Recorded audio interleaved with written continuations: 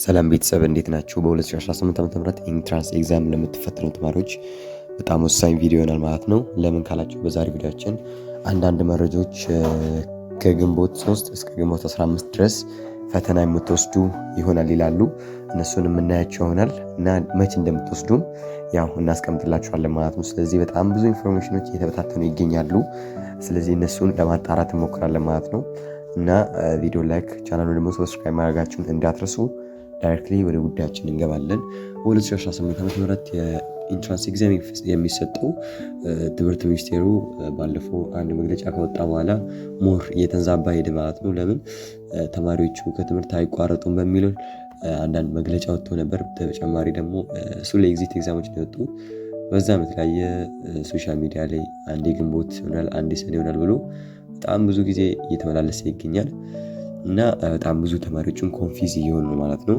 እና ያው ለማጣራት እንሞክራለን ማለት ነው። ይሄ ነገር አሁን ከሰኔ ምናምን ሰኔ ላይ የሚለው ግንቦት ላይ የሚለው ከምን ላይ የተነሳ ነው? ግንቦት ላይ የሚለው የተለያየ ትምህርት ተቋማት ላይ ኦር ትምህርት ቤቶች ላይ ለተማሪዎቻቸው የሚነግሩ አስተማሪዎች ናቸው ማለት ነው።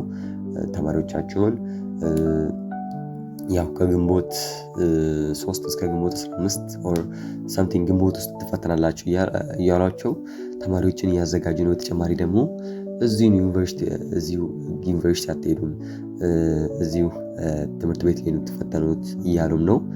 እሱም ደግሞ ምን ይመስላል የሚለውን እስከ ቪዲዮ ፍጻሜ ድረስ ከቆያችሁ ክሊር የሆነ ነገር ታገኛላችሁ ብዬ አስባለሁ።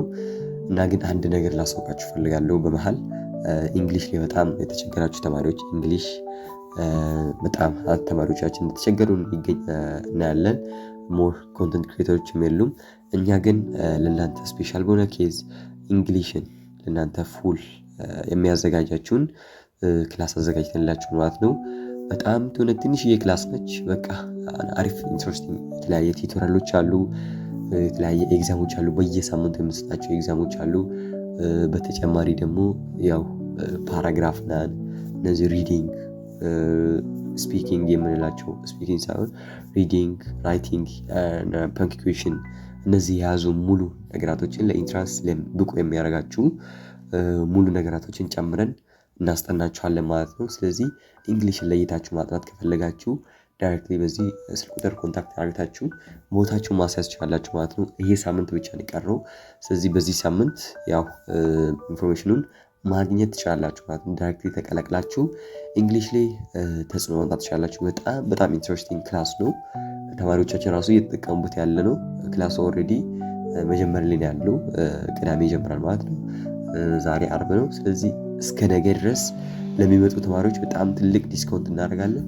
ስለዚህ ዳይሬክትሊ መቀላቀላችሁ እንዳትረሱ። በዚህ ስልክ ቁጥር ደውላችሁ እና በተጨማሪ ደግሞ ያው የግቢ ላይ የሚፈተኑ ኤግዛም ትምህርት ላይ ይፈተናሉ የሚሉ አንዳንድ መረጃዎች በጣም እየተስፋፉ ይገኛሉ።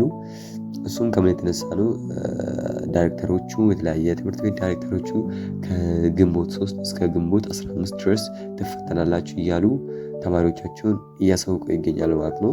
እኔ አሁን የሆነ ፕሪዲክሽን ላስቀምጥላችሁ አይደለም፣ ነገር ግን በጣም በቅርብ ትምህርት ሚኒስቴሩ አንድ ኢንፎርሜሽን ማሳወቁ አይቀርም። ስለዚህ እናንተ አንድ መረጃ ከትምህርት ሚኒስቴር ሳይወጣ ፕሊዝ ከዚህም ከዛም ባትሉ አሪፍ ነው። እኛ እናሳውቃችኋለን፣ ቴሌግራም ቻናላችን ልቆች እናደርግላችኋለን። ምንም አያሳስባችሁ ማለት ነው። ትምህርት ሚኒስቴሩ አዲስ ያወጣው ነገር የለም። ኢቨን ዞ ዳይሬክተሮቹ ትምህርት ቤቶቹ ከትምህርት ሚኒስቴር ጋር ሪሌሽን ቢኖራቸው 100% እዛ ላይ ዲፔንድ መሆን አንችልም ማለት ነው። ስፔሻሊ ባለፈው የወጣው መግለጫ ያው ምርጫው በጣም ጥቂት ውስን ቀናት እንደሆነ፣ በተጨማሪ ደግሞ ተማሪዎቻችንን ከትምህርት ማዘናጋት አንፈልግም የሚል ነገር መግለጫ ስለወጣ፣ ስለዚህ ሞስት ፕሮባብሊ ፈተናችሁ ግንቦት ላይ አይሆንም ማለት ነው። እኔ ግምት እያስቀምጡላችሁ ሳይሆን ትምህርት ሚኒስቴሩ በቅርቡ ማሳወቅ አይቀርም። ግን ያው ትንሽ መረጃዎቹ ስለሚጋጩ ነው ሁሉ።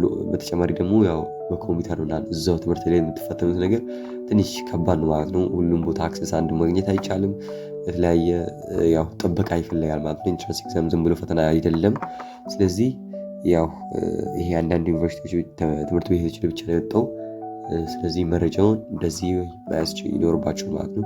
ትምህርት ሚኒስቴር መውጣቱ አይቀርም በቅርቡ የእናንተንም ኤግዚት ኤግዛሞችን ስላወጣ የእናንተንም ማውጣት አይቀርም ማለት ነው። ስለዚህ ሞስትሊ የሚሆነው እናንተ ሰኔ ላይ ነው። ስለዚህ ከኛ ጋር እንግሊሽን እያጠናችሁ ደግሞ ሞር አሪፍ የሆነ ነጥብ ማምጣት ትችላላችሁ። ከኛ ጋር መጥራት ለምትፈልጉ ተማሪዎች በዚህ ስልክ ቁጥር ደውሉ። በቀጣይ ቪዲዮ እስክንገናኝ ፒስ።